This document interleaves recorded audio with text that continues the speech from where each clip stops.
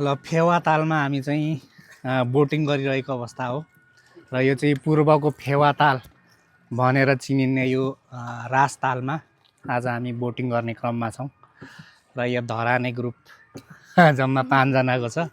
हाम्रो नाउँ चलाउने दा एकजना हुनुहुन्छ। यो साँच्चीकै पोखराको फेवा तालको चाहिँ झल्को दिने यो रास तालमा आज हामी बोटिङ गर्ने कार्यक्रम भइरहेछ। यो फेवा तालको जस्तै यो बिचको ठाउँमा चाहिँ एउटा डाँडा रहेछ।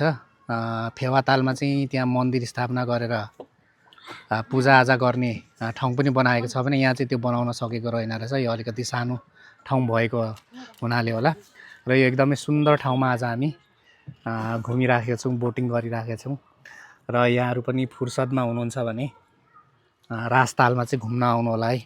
र आजको मौसम एकदम घाम लागेको छैन रही पनि गर्मी चाहिँ एकदमै गर्मी महसुस भइरहेछ र घाम लागेको बेला चाहिँ निकै नै गाह्रो हुन्छ होला होइन दाइ? त्यस्तो गाह्रो हुँदैन। अब हामीलाई